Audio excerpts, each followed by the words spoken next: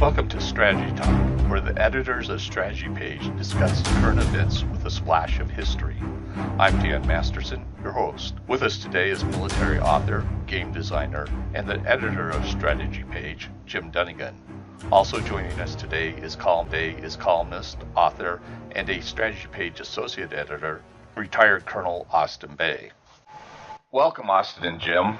I thought it'd be interesting to talk about if I suddenly became the Prime Minister of the Duchy of Fenwick, where would I go to buy my arms to protect myself from all those that surrounded me? Jim? Well, that's a very pertinent question. What it comes down to is there are two types of arms. There's the best stuff, and that's the Western stuff, the United States, Western Europe, Israel, and a few other countries like South Korea. But there's a lot of, and those are the majority of arms sales. But if you're not going to be confronted with an opponent who is equipped with that stuff, or a lot of it, you're better off with the Russian or Chinese stuff. It's cheaper. It stands up better to misuse because you probably haven't got the best trained troops. A lot of the times you might have conscripts. And also something not to forget is that the Russian and Chinese stuff is excellent if your primary enemy is your own people. And that's the case in a lot of countries. So they love, the cheap Russian and Chinese stuff. It'll kill civilians, as effectively as anything else. The other thing you have to consider is that the Russians and Chinese are not concerned about bribery. They're not hung up on all this ethics and, yada, yada, yada stuff the Westerners are always ratting on about. So that makes it another, draw. The only problem is, unlike in the Cold War, when Russia was offering easy credit terms, which they took a multi-billion-dollar bath on after the Soviet Union collapsed, China and Russia expect cash up front, or something very close to it. They do not give credit anymore. So they're doing quite well. Austin?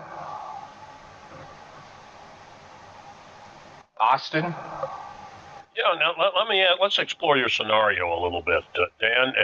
You said the Grand Duchy of Fenwick. That's the mouse that roared. Exactly. Which is a hilarious movie. For those of you who don't know it, go check it out on the web. The Duchy of Grand Fenwick decides to lose a war to the United States so that they can pay off all their debt, because they think the best thing you can ever do is lose to the United States, because then you'll get a Marshall Plan. And of course, the way it works out in this comedic novel, and it was turned into a really, really funny movie, is Fenwick beats the United States, and it's been it gets flipped, and it's very funny. But I need to ask you something about your Fenwick, Dan. Are you a responsible, democratic, and largely rule of law state, or are you a crooked autocracy? Okay, now I need to know. I need to know, because I'm going to get back and play off a couple of things that Jim said were instructive. So I think I'm the latter, because I had to have a coup to get in place. Okay, all right. You're a crooked autocracy. All right, then you're in the situation where Jim says you're going to pressure on people, and here's the other thing is Jim was saying, all right, you mostly want to buy Chinese and Russian. And here you're thinking about mostly light infantry and heavy infantry weapons. But let me ask you a next question on that. That's your first purchases, and I'll say, remember, the Russian and Chinese types, they're also, even though they're not being manufactured at the same level they were. They're Ukrainian versions of some of the Russian weapons that, based on what I've read in the defense press and military press, and on also some of the on the rumor boards, is more reliable than some of the Russian-made weapons. But they're made in Ukraine. During the Cold War, is that the Romanian version of the Kalashnikov, the AK-47, which of course had some variants, but there was a Romanian AKM that was judged to be a slightly better weapon, and my sources on that were numerous, including some Green Beret friends of mine that said that it's better. We've shot it. So there are Yugoslavia, which of course no longer exists, was making and manufacturing many quote-unquote Soviet type weapons, and some of them were judged to be better than what you could get from Russia. Now it's become Ukraine doing that. All right, but let's go back to the scenario. Are you threatened by regional and external enemies in Grand Fenwick? I know you're a corrupt autocracy, and you got us oppress your own people. We've covered that, but do you have enemies around you that would attack you? I'm pretty paranoid, so yeah, I think they will. Okay, are they what kind? Do they have air forces? Yep. They do. Do you have a seacoast? No, I'm landlocked. Oh, you're landlocked. Okay, see, the Grand Fenwick was supposedly, it was kind of like Liechtenstein or Luxembourg or even maybe a very small Switzerland. But that was okay. You're landlocked. Good. You don't have to go around and acquire. And Jim's going to laugh about this. Sea mines and things like that for coast denial. But you're going to need to have some aircraft, and you're going to need to have some anti-air systems. That's going to start getting expensive, Dan, because you're going to have to go and acquire. And I'm not going to. I know our audience understands how these integrated systems, and they have to be integrated. Given even in your backward autocratic situation, you're going to have integrated sensors, radar, and the like, with both missiles, guns, and aircraft. So you're going to have to spend some money. But here's the good news. You can buy Chinese, Russian, and in some cases there are plenty of good light strike aircraft that can also carry out limited anti-air interception capability that are made in various places around the world. Brazil, India, South Africa still makes some very interesting systems.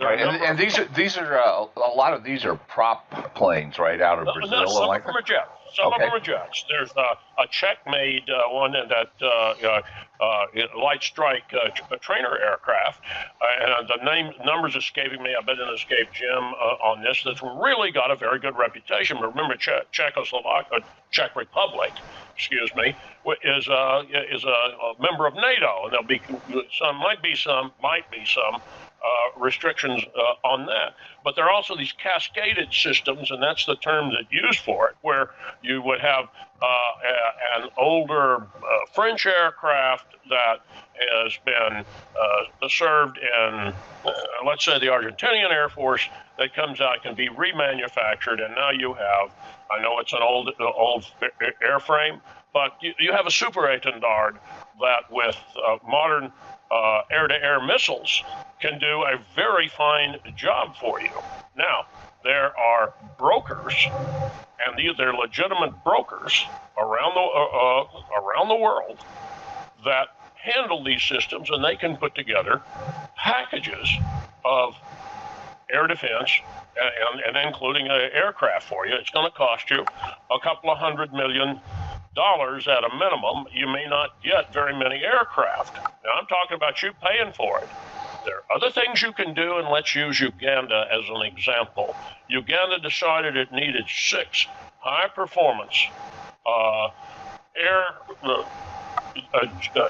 jets with air interceptor capability.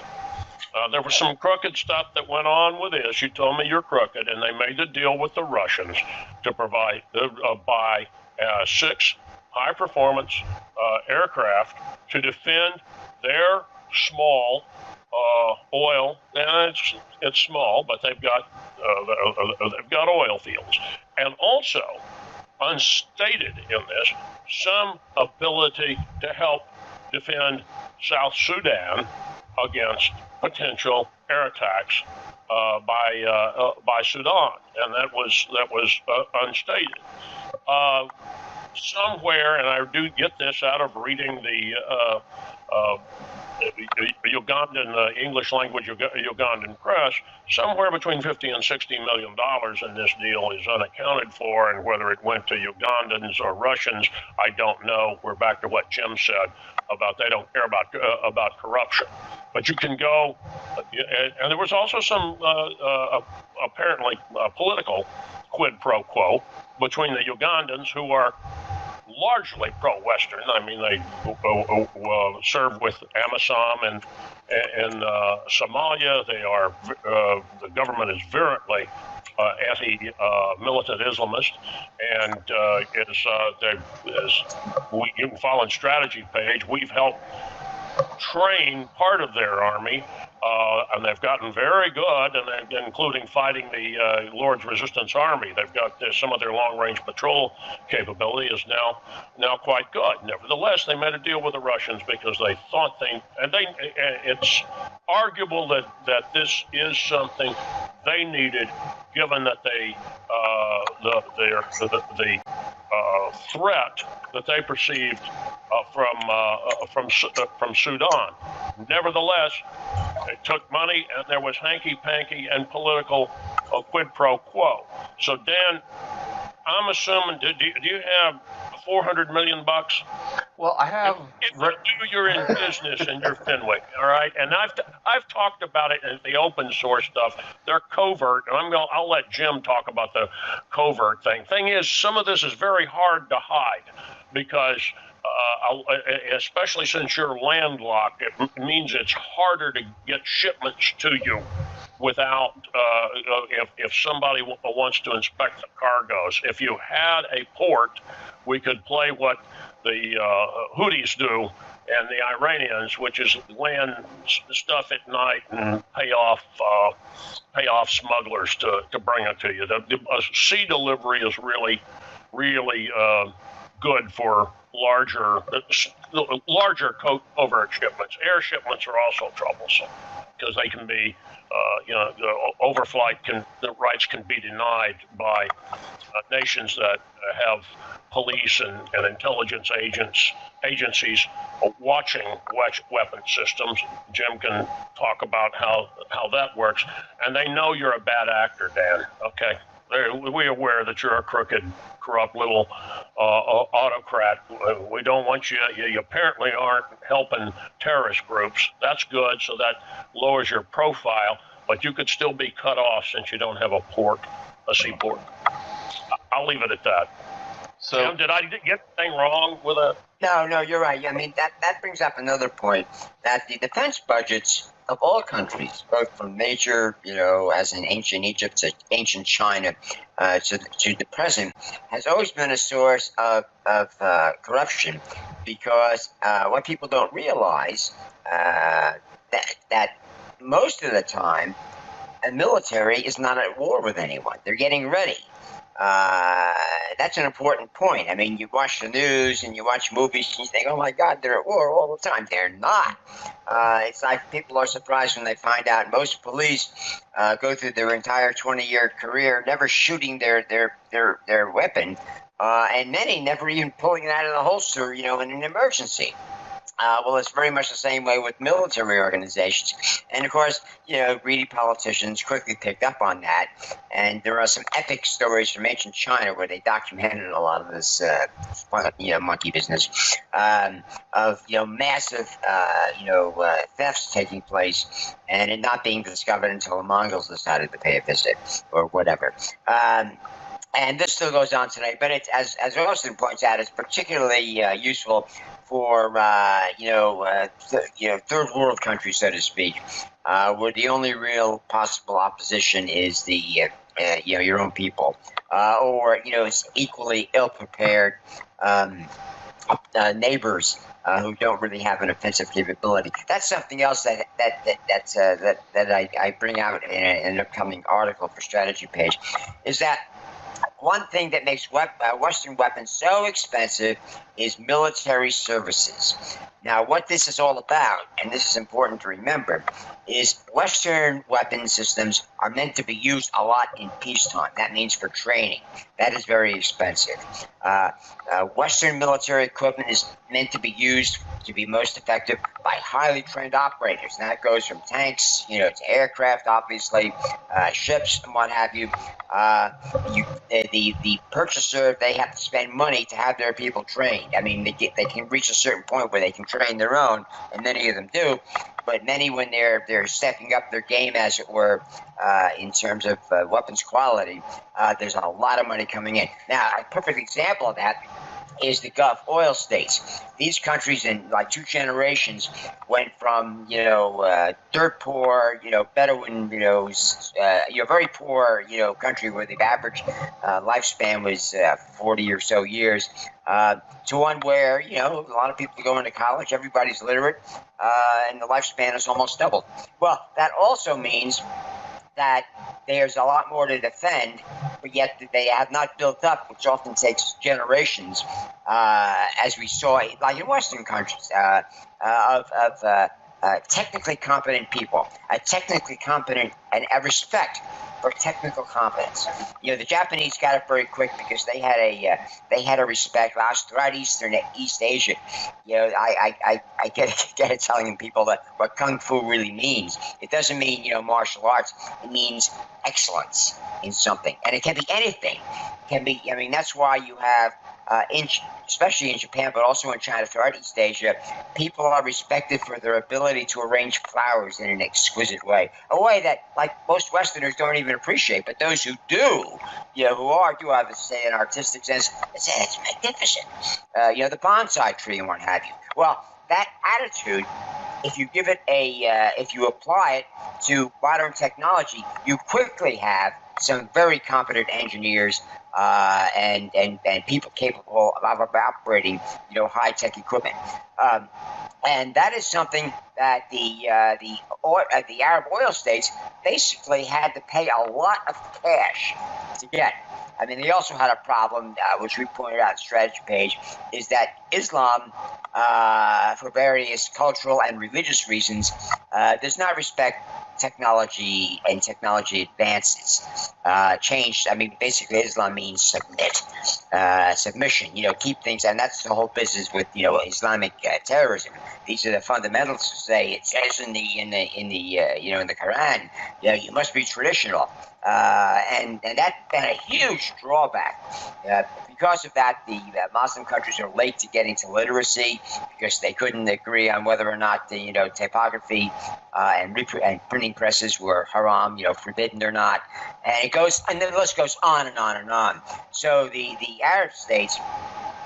By the way, it's not just Muslim states. Iran, on the other hand, they always had a fetish for technology, even after they became, they were Islamicized, in the 8th century, but getting caught with their guard down when the Arabs came. The newly Islamic Arabs armies came boiling out of the wastelands in Arabia, but they adapted because yes, all right, we're gonna become this Islam Sunnite religion, which basically suited Iran because they had always been a monarchy, but they never lost their how should I put it, fondness and respect for technical education. That's why it's pointed out that even though the Islamic State in Iran is very strict about lifestyle rules, they have as many female engineering students in college as they do men. And that's an enormous difference. They print a lot more books probably than any of the Arab states put together because they basically translate and publish technical works and what have you, which was always considered somewhat un-Islamic in the Arab states. So if you have a very wealthy bunch of countries that suddenly became extremely wealthy, were frightened to death of their enemy, Iran. I mean, they went on about how they were basically anti-Israel, but they really weren't. I mean, it was another Semitic civil war because, let's face it, when you talk about anti-Semitic, you mean anti-people from Arabia and that part of the Middle East. Hebrew and Arab are related languages. But anyway, the the Arabs, but at least the leaders, they never lost sight of the fact that our real enemy is the Iranians. And of course, now it's come to pass that they realize that, hey, these Israelis, they're another bunch of Arabs, I mean, all right, so their religious practices are considered a little weird, but we got a lot of those anyway. We got Druze and yada, yada. And suddenly they're friends with the Israelis. But the Arabs spent hundreds of billions of dollars on military services. And we've reported on that. You go to the message boards, we've had a lot of those, the expats, on there, and they tell stories about how, they had the troubles they had training pilots and what have you, and it had to be somebody from the royal house because they didn't trust non-royal Arabs to fly jets because there might be a revolution. That's what it really comes down to. But they made a concerted effort, and it's coming to fruition now. We've mentioned that with the war in Yemen. They have created, and in basically 40 years, a generation of fighter pilots who can actually handle these modern jets. They get dinged because they have no compunctions about attacking civilians that the enemy is hiding among. But then that's another Middle Eastern thing. Many parts of the world are not bothered by that.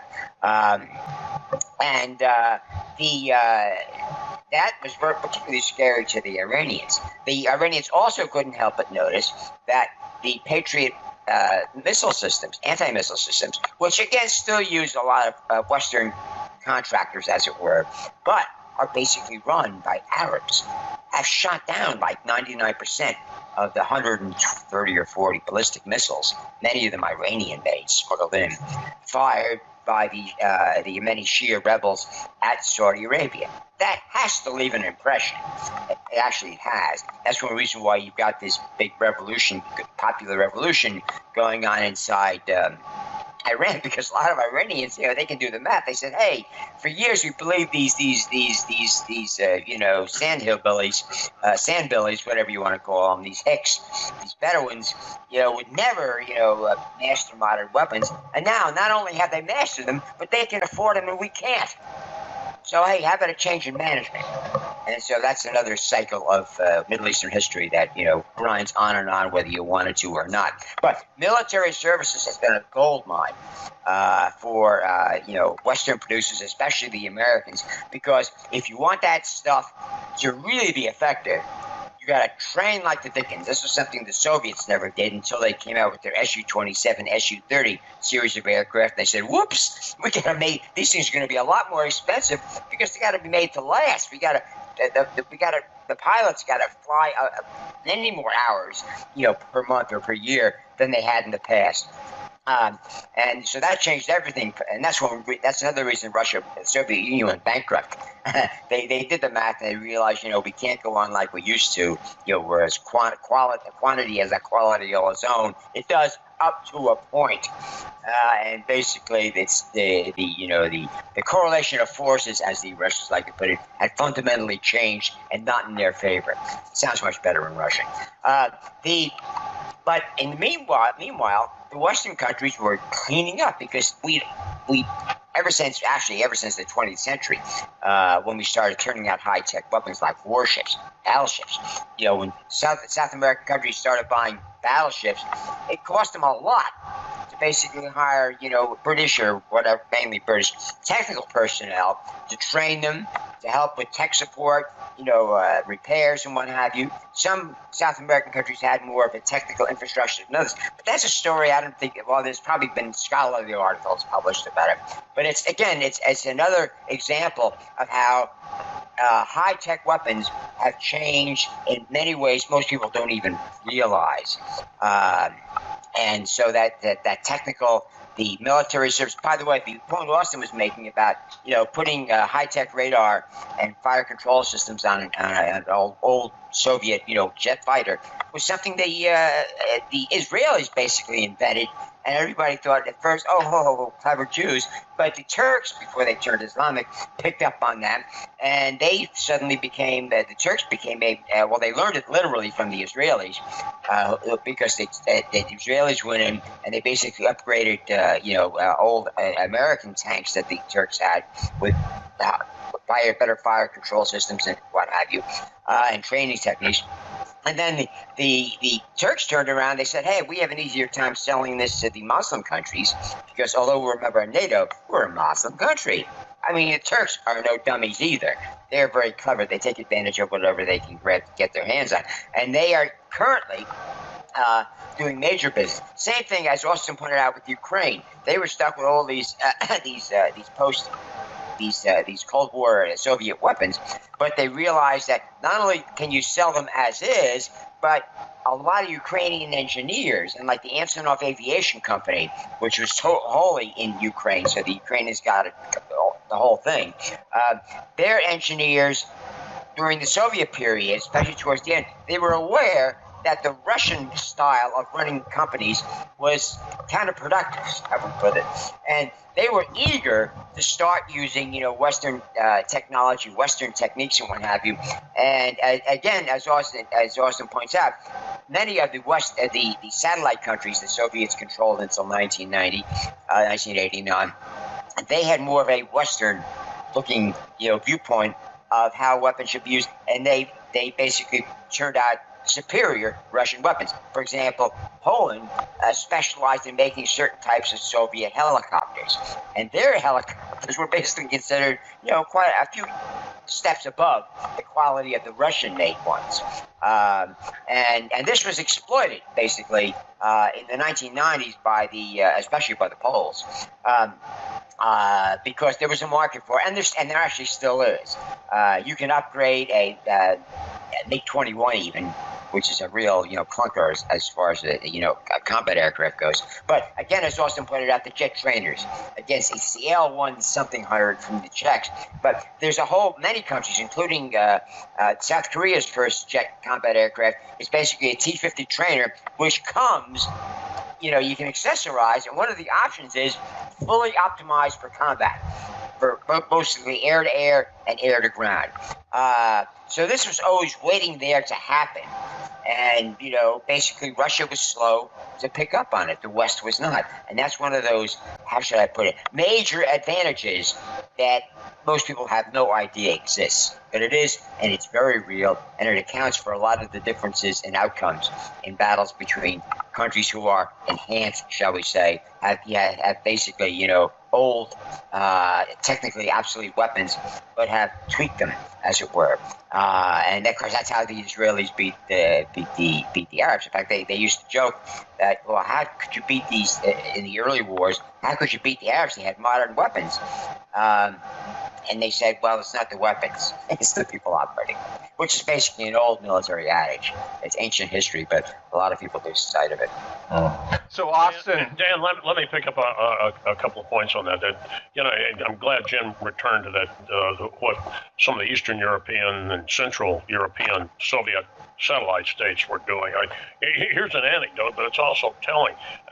I can almost come up with the name of it. I can see it, but I can't articulate it. The Czechs made a small 9mm submachine gun during the Cold War that the Irish Republican Army and every other little guerrilla group around the world just, dare I say it, would kill for, because it was light, compact. It was kind of like the same style of some of the smaller Uzis, and it was extremely well made. You have to remember that Czechoslovakia up until 1938 was one of the most modern manufacturing. Had one of the most modern manufacturing complexes in the entire world. Skoda Works and around Prague and the like, which is one reason that Hitler wanted it. So the Czechs were adept at many of these small weapon systems, and even some of the chassis that you could convert and use in manufacturing certain kinds of light armored vehicles. Yeah, exactly. Well, the Germans did that, but the Czechs... I know, but they practically invented it by realizing the Czech tanks may have been, crap. But a few modifications and bingo. There you go. And what Jim was describing the Israelis and Turks were up to is, and I remember I used the word cascading. Well, as they cascade systems, they're upgrading. He said they were tweaking, they're upgrading them, better sensor systems. And in the case, and look, one of the classic examples is the Israeli Isherman. That's the Israeli Sherman. They use the M4A3E8, the American EZ-8 of World War II, and by the time they were finished upgrading it, had a 105 on it and a much more modern coincidence rangefinder and the like, and it was a Sherman, slightly enhanced armor, but it was really a 105 millimeter anti-tank gun that was still rather quick and efficient, and they used those right up until 1967. They had Then they had. What reason I bring it up is that's an example of a truly dated system that was a very serviceable weapon system if you had the highly trained soldiers that Israel had. Jim's described the weapon support, and it's not just weapon support, system support, because you need your duchy. I don't think is concerned about deep operations where you have to get and start being concerned with longer range logistics. But one of the things that the Saudis and the Emiratis have had to deal with in Yemen, even though the Yemen's right on Saudi Arabia's border, is some of the sea operations and air operations, logistics, getting fuel forward for helicopters and the like. Yes, we've been able to provide them with I'm talking about the United States and some of the Western European allies they've got and contractors with help on this, but they've gotten a lot of experience doing it, just like Jim brought up about the Patriots. Those Patriot PAC-3s, the Saudi crews have had a lot of experience now in anti-ballistic missile interception. Now, just one other thing, just to reinforce it, Jim said, you suddenly got rich. You never said you had oil or gas or uranium or cobalt in Dan's Fenwick land. But the Uganda example that I brought up is a good one. I checked when Jim was talking. There's Sukhoi 30s that were optimized for air defense. And I remember it about right. 2011 is when Uganda made the order, and it was worth. I lowballed it. It's about $750 million. But subsequently, it's emerged that I said $40-50 million unaccounted for. Well, I think we know what's going on with it. But the Ugandans perceived they had a threat from Sudan. They've got oil. They also had a deal going on with the Kenyans, and it's still going on. The Ugandans cooperate with the Kenyans on regional security issues. And it's the Czech L-29 is the older version of that jet trainer that has been used by a number of sub-Saharan African countries as both reconnaissance aircraft, but a light strike plane. And now the Czechs have an L-39, which it's a trainer, but with the tweaking, as Jim described it, it's a very inexpensive and efficient and robust. In other words, it's not going to require as much maintenance as some of these other systems, but a very serviceable aircraft. So how does the Arms Bazaar work? In some ways, it works as a subsidiary of the defense industries, defense systems of the larger nation states that have the industrial base to produce it. But again, depending on who you are and what you are, there are all kinds of things you can get. Just remember, should you decide to go into money laundering, drugs, human trafficking, supporting terrorists, and becoming a rogue state, suddenly there are going to be a lot of intelligence agencies very interested in you, and you will find some of the shipments that you were relying upon to get your weapons and the like to be disappearing, and perhaps certain types of faulty weapons and ammunition have been introduced into your systems. I just bring that up to you because I know that happens. I don't want you to be surprised. So I threw that out there for Jim to laugh at because he knows what I'm talking about. Yeah. So, Just looking at things in general, Jim, you've written quite a few times. Over the last, we're almost 20 years old now. Yeah. About how the Russians have just been ripping off some of these countries with their arms deals, in that they're selling them junk, or they sell them stuff that is partial, or things like that. So are countries now leery of buying from Russia? Well, yeah, that's something Russia realized even before the Cold War ended, and they made an attempt to change it because they realized. I mean, for example, Russia's biggest customer during the in the 90s and into the until about 10 years ago was India and China. Now, India was a little slow on the uptake because they got licenses to build a lot of the aircraft and tanks and whatnot, Russian tanks, in India. And although the Indians haven't got the how should I put it, the engineering and manufacturing expertise that the Chinese developed, it's basically a matter of relative levels of corruption. India is much more corrupt. They realized, even though they try to complain to the Russians sometimes, the Russians were simply pointing out, look, the parts are having problems with other ones you manufacture. If you buy our parts, they basically at least function to spec. But it's true that the Russian defense industries, by and large, were very corrupt. That's one reason the Soviet Union collapsed. They basically couldn't even build second-rate stuff to acceptable levels of quality, and the corruption was so much and so bad in Russia that they basically hurt themselves.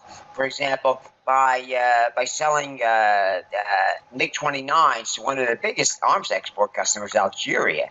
It's been a major importer because they have oil.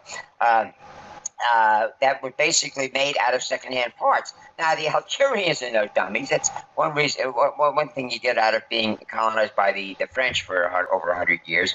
They could either call in French experts, or they had a lot of their own engineers who looked at this and said, "Hey, this is not the new stuff. A lot of this stuff is used and basically substandard."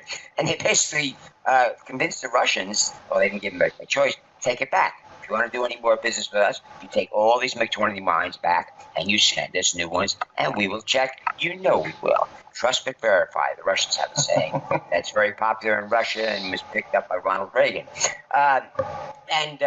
This has been a problem that the Russians have not been able to address. The Chinese have.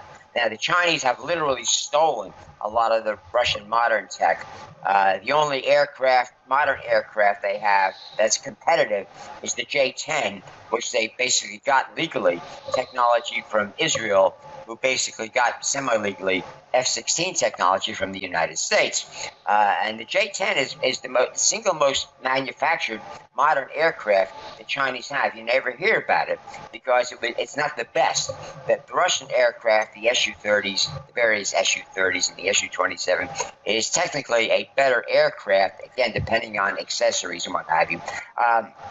But they cannot sell their J-11, which is what they call the Su-30, or the J-15, which is what they call the Su-33, and so on and so forth, because the Russians have told them, this became a big bone of contention over the last decade or so, we will sue you.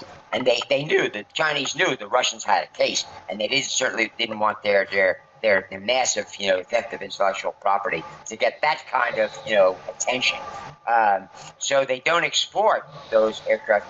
And they tried the J-10, but the J-10, just isn't that competitive. What killed the J-10 was all the secondhand F-16s available after the Cold War ended, and a lot of Western European countries, reduced the size of their air forces. But the Chinese basically have higher manufacturing standards. They produce a higher quality weapon, be it ships or aircraft, you name it, even the tanks. That bothers the Russians a great deal. They don't like to talk about it, obviously, because their basic idea is the Chinese are a bunch of monkeys and yada yada, which is whistling past the graveyard and has been for centuries. But and they're technically allies with the Chinese.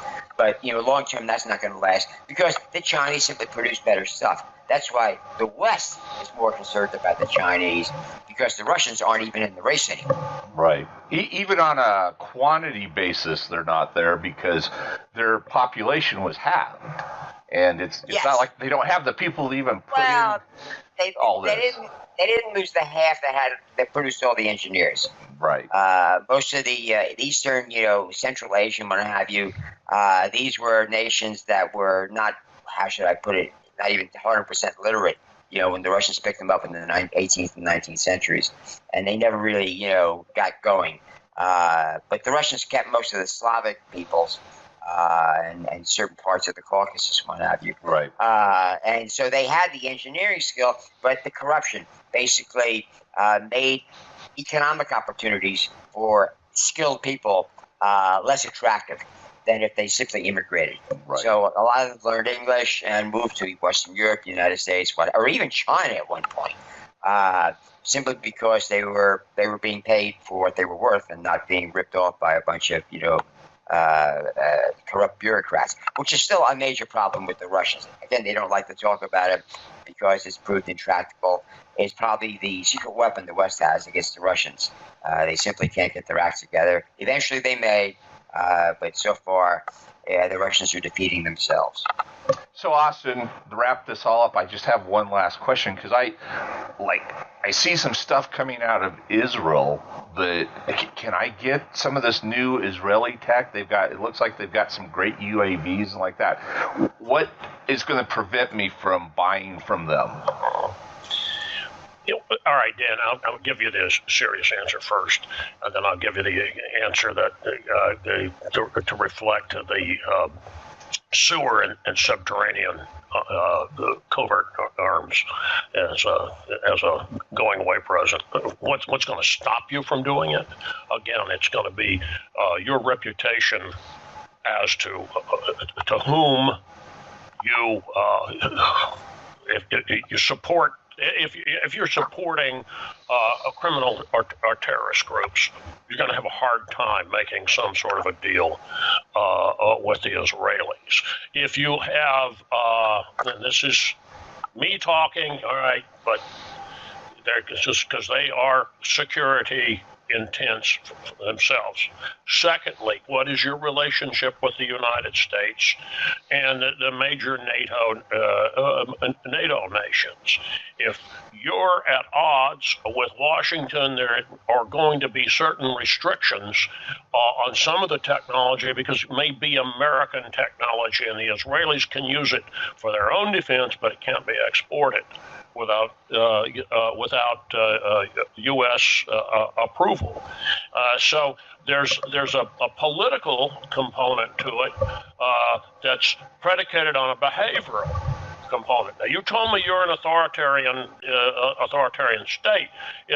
You'd be in a lot better shape if you told me, well, I'm a little democracy that wants to join NATO. Or whatever, or wherever you were located, but that isn't what you did, and that would prevent you.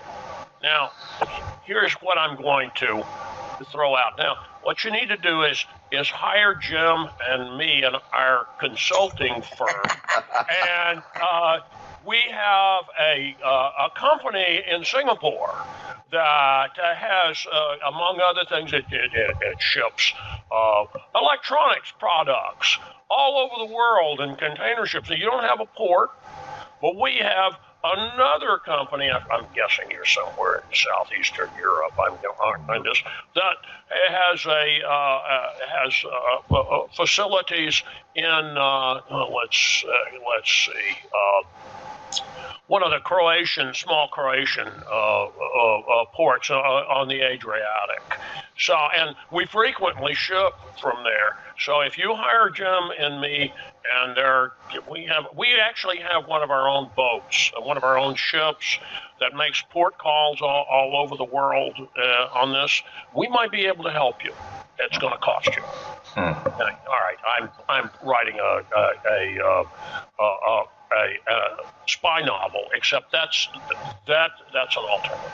Right. And it's not a new alternative. In other words, you've hired a couple of, dare I say it, on the edge operators who have access to this. The deal is, though, is that we may not be who you think we are. That's a risk that you, as the dictator of Grand Fenwick, have to take. That's unfortunate. Everybody knows I'm kidding, but the deal is to get the joke out of it is I wanted Dan to hire Jim and me so we get some money, and who knows, maybe we fleece you, Dan. It's a possibility. That's you're in the dictator business. Get ready for it. All right. Well, it sounds like it's just this. I can basically get anything I want, but I make. You're going to pay. I'm going to pay for it. Yeah, and I may not actually get it. I may lose my money. And the other thing is that because you're a bad guy, you're under the sword of Damocles, to use that all these bad guys that you're hiring on this could be working against you. Right. See, it's a dirty world on this, and even where it's halfway clean in some of the things we've talked about. Look, I think it was very controversial in Uganda. But I think Uganda saw a need for it, and it's legitimate. I wouldn't have purchased Sukhois if I were the Ugandan government. I'd have gone with F-16s, which is what far better aircraft. But they got these high performance, and as Jim says, the Sukhoi 30s they're good. They're better. Russian-made aircraft, but somewhere in there, out of the $750 million on it, about $50 million, according to the Ugandan and Kenyan press and the like, disappeared. Well, it didn't really disappear; it was crooked. Went into crooked pockets in Russia, and who knows where else. And I'm saying that. Just I told you my sources on it. You can go read the Standard in newspaper in Nairobi and some of the other ones, and they've got real reporters in those places. And the autocrats running them, Museveni got very angry at some of the reporting by some of the Ugandan press at the time, but it was also picked up by the BBC, and they still went and bought it. And again, this is one of the complicated things. I think Uganda needed those aircraft. Yeah. I don't know that they needed that deal. You see what I'm saying? Yeah. So, well, we'll wrap it up there. We've spent our time and more, and so we'll talk to you gentlemen next time. Bye, guys. Bye. Till then, bye-bye.